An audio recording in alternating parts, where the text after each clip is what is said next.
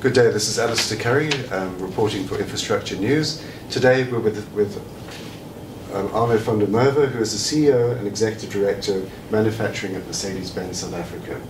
Welcome, Arno.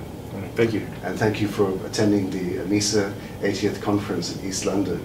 Pleasure. East London is such an important city for Mercedes Benz. Where does this history start and why East London to begin with? Yeah, it's a good question. You know, we actually have an incredibly long history with East London, with the border region. I think we are now 67 years operating as a manufacturing entity in the East London area. So, you know, where it all started and what all the original thoughts were, I think at that point in time, the harbour, the way that it was located, I mean, if we're going back so many years, yes, a very unique position. Actually, quite a lot of foresight in the positioning of the plants certainly played an important role. Yes. And we see that today. You know, if we look at our link with the harbour in East London and how we are directly connected for export purposes, so we have a roadway directly onto the quayside, directly into the roll-on, roll-off ships. Really a unique situation and a great advantage for us. Right. And there have been talks about further expansion. Could you touch on that? Yes. So I think before we talk about further expansion, it's good Yes, to reflect on where we're coming from. Right. So we are now in this third generation of C-Class with export program attached to it. The second generation, we did a significant expansion also to start exporting to the United States. That grew our capacity significantly. The last generation C-Class, the one that we are currently in, we started production in 2014. With that generation, we expanded capacities almost up to 50% increase from the previous model. So as we stand currently, we're really running the factory, the facility at absolute top capacity.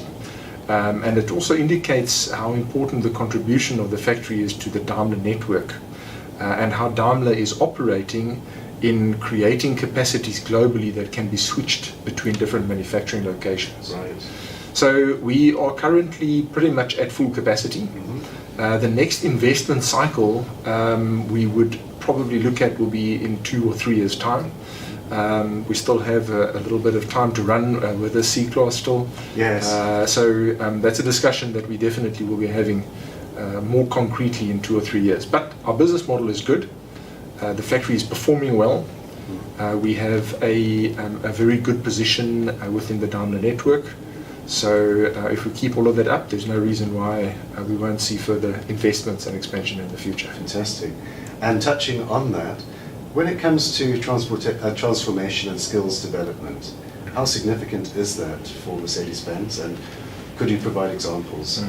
So it is absolutely critical. There is, for us to be sustainable, integrated in South Africa, in this community, we have to make sure that we get both of those elements absolutely 100% right.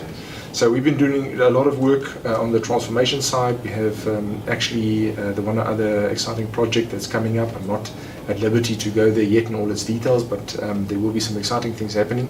It's been an important theme for us for many years, so we're not starting from scratch, but it remains at the top of the list. Education and skills creation is a foundation for our operations here. We run a very, very advanced manufacturing facility, arguably the most advanced in South Africa, automotive-wise, especially because of the use of different types of materials and body construction, etc.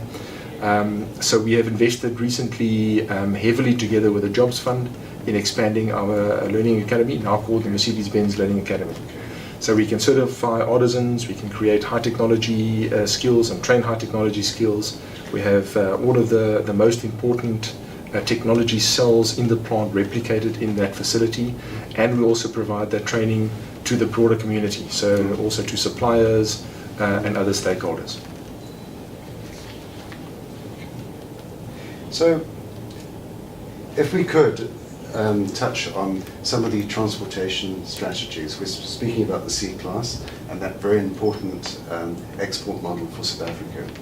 In terms of the broader South African transportation market. Where will Mercedes Benz go in terms of public transport? Is that something you can touch on? Yeah, so we certainly are watching that space carefully, and we have seen recently that there has been an increase in demand, and that there are more and more transport system projects that are getting off the ground. Yes. And more tenders are being issued also in that environment. We see the infrastructure developing positively. So certainly that is for us an important business opportunity, yes, and we focus on that space. There's no question about that. We also are obviously carefully watching growth and development, not only in South Africa but also sub-Saharan Africa.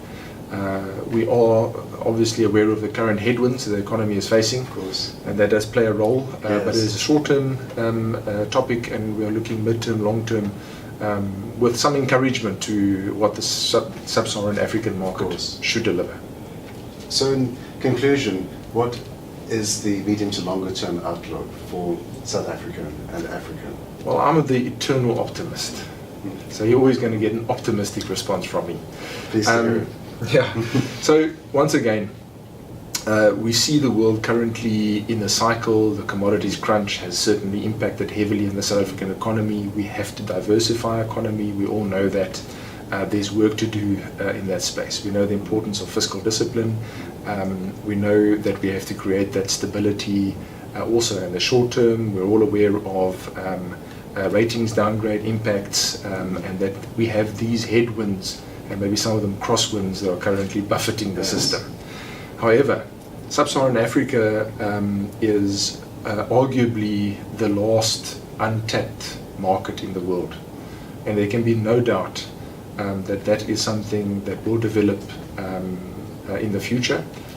So we remain committed to South Africa. We remain committed to sub-Saharan Africa, not only from our manufacturing footprint but also from a cautiously optimistic for now view on how that should develop into the future.